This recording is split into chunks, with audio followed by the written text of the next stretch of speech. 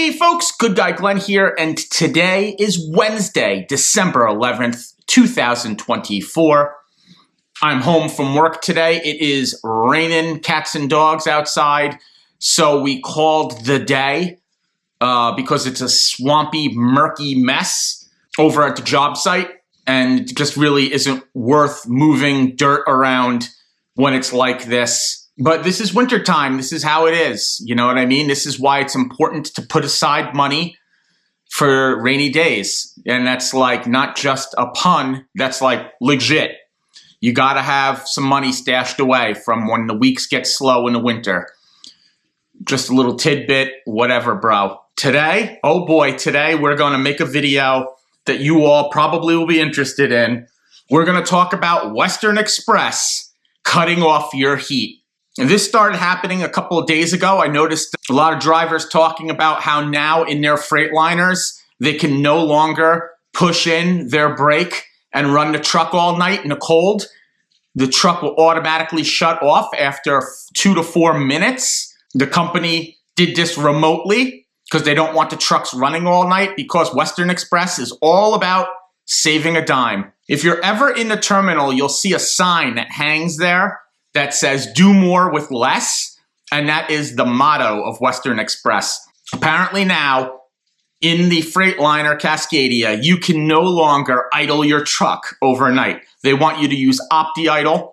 I mean, OptiIdle works. I mean, I had an International when I was with Western Express, so Internationals are not affected because of the way that the trucks idle is different. You could never set the truck to idle in a Freightliner. You had to always push in the brake and kind of fool it and just run it.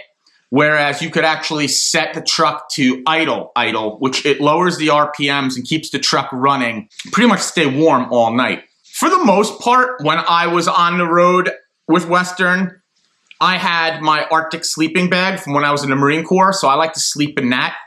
And I would set it up for OptiIdle and let the truck kick off and kick on during the night. And it didn't bother me so much. Like, I never really had that problem. A couple of times during the polar vortex, if you go back to those videos, the truck wouldn't stay warm. So I would idle the truck all night long. And that's fine, whatever. But now, if you're driving a Freightliner Cascadia at Western Express, you no longer can idle your truck overnight. I don't know what to say about this. There's like a whole bunch of things I can say about this. Number one, how uncool is it of a company to not care about their drivers so much that they would do this? This is some penny pinching stuff. And I've got theories on this that I'm not going to spread here because they're unpopular opinions and the video will probably get demonetized. But there's a reason for it. There's a reason why Western Express is the way that they are. And it transcends just being a greedy mega carrier. Here's the host of problems Western Express is going to come into. The one problem that doesn't faze them in the least is drivers will leave. They don't care. For every one of you who leaves because you no longer can idle your truck, there's 5 dudes in orientation waiting to take your place. And no matter how much you tell people what they're in for, nobody believes you till they get there. A lot of us have to learn the hard lesson. Some people have no choice. They have to go to Western because of, the reasons why you go to Western. You have something on your DAC maybe, or you're a felon, or no one else will take you for whatever reason. Don't think that any protest that you have is going to make a hill of beans to them. They don't care. They'll just replace you with another idiot in the truck. But the problems that Western's going to face now, number one, dead batteries. You're going to have a whole bunch of dead batteries. If the truck is on OptiIdle, yeah, it technically charges the batteries, but every time you start the truck, you tax the battery. And if the lights are on in the truck, if they're running a refrigerator, TV, anything like that, that's going to be constant drain on that battery. And the cold weather just is not good for batteries, as we know. It's just a bad situation altogether for Western Express to try this nonsense. I don't know what to say about it. So far, the Internationals are not affected, and I've read about it, and it's because the way the International idle is set up when you can idle it is different than the Cascadia. It's more mechanical than it is a program. so it can't be changed in the software. If you're rolling in an international, you should be good. You'll still be able to run your truck as for now. But if you've noticed, Western Express has no 2025 internationals. They're all Cascadias, probably for this exact reason. One of the other things is you all talk too much online. You know, you go into that group, the drivers group, and you complain and you bitch about stuff, and you don't realize that the company watches that site. The DMs are members of that group. And when you talk about things, they know. It's back to them, and they start making changes right away. You're knocking yourselves out. This doesn't make it right. It doesn't make it right at all what they're doing. I'm so glad to be not with that company anymore. It is what it is. If you're stuck out there on the road, there's not much you can do if you're rolling in a Cascadia right now other than run your Opti idle. You know, it's getting cold. If you're in Ohio Valley or anywhere near those Great Lakes, it gets really wicked cold up there. I didn't run a Cascadia with Western Express. I learned how to drive in a Cascadia, but I never had to actually run the roads in a Cascadia. Seems like the new Cascadias are plagued with problems. They were a good truck and a workhorse in the industry. See what happens with all this. It is what it is. A lot of you are still complaining about not making miles. That makes zero sense to me. There's miles to be made at Western Express if you run. So let's cover a couple of those issues, since, we can only talk so much about Opti idle and the heat situation. If you are getting times delivered in your BOL, actually from the company on the Qualcomm on the tablet, a lot of you think that's the time that you need to deliver. You can drop early. I know some places won't let you drop early, but you should try. I've always managed to be polite and talk my way in. Sometimes you don't. Sometimes they'll turn you away and you'll have to come back at your appointment time. But a lot of times, if you're nice about it, you can get worked in. Unload it early, get your next load, and keep moving. And that's how you make 2,700 miles a week with Western Express. And I got pay stubs to prove it. And a lot of you say, nah, it's impossible. It's impossible. You can't do it. You can do it. It's your attitude. Are you taking 2-hour breaks? Are you stopping at the pilot, parking in the fuel island, and going and take a shower instead of waiting till your 10-hour break to do that? Are you just dilly-dallying? Are you waking up at noon every day? Are you sleeping through the available loads that they put on? Honestly, I've said this in the past, if you're not getting up at 3:30 and starting your day, then you're just never going to make miles with Western Express. It's just the way it is. You're not going to make miles, period, in this business if you're one of these guys who thinks you're going to wake up at 09 every morning. This is trucking. You start running early. You shut down early. That's how you get parking. Then you wonder why you don't get parking, and I get it. We all get those late appointment times. We all get those overnights. There's still ways to do it where you could shut down, get decent parking, make your miles.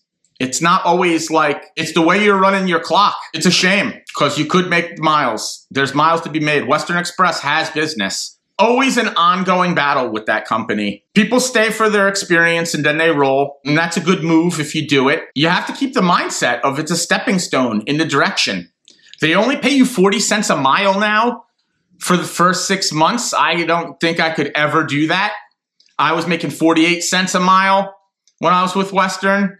I made decent checks, $1,200 on average a week. A lot of you say you're only making $400 a week. This baffles me. Like, even with per diem pay, you should be making more than that. This definitely has something to do with something you're doing wrong. And don't get me wrong, there's DMs out there that aren't good DMs. That's going to be a problem for you. Just do your job, man. You want to either be a trucker or not. Trucking is a lifestyle. It's not a job. It's not a 9-to-5 job, okay? It's your life. You live in a truck full time. You all want to go home every weekend. You're not going to make miles. It's just the way it is. You're not going to get miles. If you're working regional, they're never going to give you those 5 loads to give you your guaranteed pay. They make sure of that. They want to get this freight moved for as cheap as possible. They're going to use you to do it. You know this. You need to know how to game the system, and you need to just be a runner, and you just need to keep running, and you just need to do what you're supposed to do. Get up at 3:30, If you have a load, do your pre-trip, get moving, keep moving, shut down at 1600, 1630, or whatever, get parking, drop early if you can, pick up early always. And I get it. I've been to more shippers than you know where you had an appointment time at noon and you don't get loaded until 7 o'clock that night, you know? It happens all the time. And shippers and receivers, they don't care about you. Western Express can complain all they want. My favorite is when they won't take you early at like Target and Western tells you to stand by. You can't stand by. You can't sit at the gate. They want you to leave. You can't stay on the property. They make you leave. So where are you going to go? Because now you can't park on the side of the road or else they fire you. So you're going to go to a truck stop. Half these DCs are located where the nearest truck stop is 30, 50 miles away. And then they're going to charge you back for fuel for going out there. It's just a ridiculous thing where they're just trying to make as much money off of you as possible. So what do? Do your time. Go to a better company. What better company? That's hard to say. One of the great things about Western Express is you get away with a lot of shenanigans that you're not going to get away with at Prime. You're not going to get away with at Swift. How many people are at Western because they got fired from Swift? You ding up a truck in Swift, you're out of there. You're gone. They'll put it on your DAC. You ding up a truck at Western Express, look at their trucks. They're all mashed up. Half of y'all can't drive, and that's just a fact. Western Express is full of about 90% of people who aren't going to be in this business in a year. It's just the way it is. They go into it with promises. They see YouTubers who say you're going to become a millionaire. You're going to own your own truck. Go lease purchase. It's the way to go. If you go lease purchase with Western Express, you've got mental problems. You're never going to pay off that truck unless you're Boss Wellington. Shout out to Boss. He's the only guy I know who makes it work at Western in such a high level. But that's because the dude is a G and he runs like crazy. He is a real road runner, and maybe ask him how he makes the miles. Keith Warner, he made miles, lease purchase at Western, but he had like a real dodgy way of doing it, in my opinion. I won't get into the semantics. I'm not trying to call Keith out in this video. Good for him that he was successful at Western Express. He made 6 figures with Western Express, which is like kind of unheard of. But I don't agree with his methods of how he did it. So yeah, if you're sitting, if you're not making miles, you got to start asking yourself, what can I do to make more miles? Well, you can be dependable. That's what you can do. You can not talk back to your DM constantly. You have to know what fights are worth having and what fights aren't. I did it. And there were things I refused at Western Express, and I still got miles because at the end of the day, I was up early, I dropped early, I picked up early. I always was on time unless they gave me a late load that was late when I picked it up, or I had a breakdown. These are things that are out of your control. But when you pick up a load, you can always run it out and you can always drop early. You'll get a 2300 drop time, and you'll think that that's set in stone and you won't show up till 2300, or you'll show up late to try to get worked in. It's just not the way it is. Like I said, I've shown up early many places and they've told me you're too early. And I've worked my way in and gotten unloaded or loaded. With that being said, Western Express has cut your heat off if you're driving a Cascadia. Don't know what else to say. Run it on OptiIdle. See what happens. I can't see that this is going to be a long-term thing. There's a lot of things Western has done lately, like the sitting duck thing. I get the reason why they do it, because so many of y'all park in the shoulder, and that causes accidents. The camera will even go off when you're sitting in traffic, which is funny. If you're in Atlanta traffic and you're sitting still, you'll get a notification that you're parked on the side of the road. I don't know how long that can last, too. If you're dealing with it, if you got no heat and you're upset about it, leave a comment below. If you're not making miles, I told you how you can make miles with Western. I'm sure y'all have comments to say about that too. Leave a comment below too. I'd love to hear your feedback on it. I'm going to enjoy my day off. Got my Christmas tree set up, getting in the holiday spirit. I'm feeling a lot better. I'm doing a lot better. I'm not letting a lot of my past get to me anymore. I'm keeping my faith, and I know that God has got a plan for me, and everything happens for a reason, and everything happens in due time. And it's true. I got a lot of things looking up for me. I have a lot of people who love me, and there's a lot of people who love you too. You got to stop looking at all the negatives all the time and look at the blessings you have. There are people who wish that they had a job. They wish they had a CDL, and they wish they could make money, and you can make money. I'm living proof of it. A lot of guys out there are living proof of it. Just go out there, work hard, and you'll find your path. Maybe you'll find that local job that you want, and you can actually be home on the weekends like you want. But if you're OTR, just give that up. Just go out there, hustle, make the money, get your experience. And if OTR is not for you, get that local job. God bless all of you. Going into this holiday season, we're going to make more videos before Christmas, so don't worry about it. Stay safe out there. You know what I always tell you? Say your prayers, love God, love your family. Eat a Greek yogurt and a banana every single day. It's good for your digestion. Drink plenty of water. Do your pre-trip. And as always, if you like this video, smash that like button. And don't forget to subscribe and hit the bell so when I drop another video, you get a notification. Once again, this is Good Guy Glenn. Thanks for watching.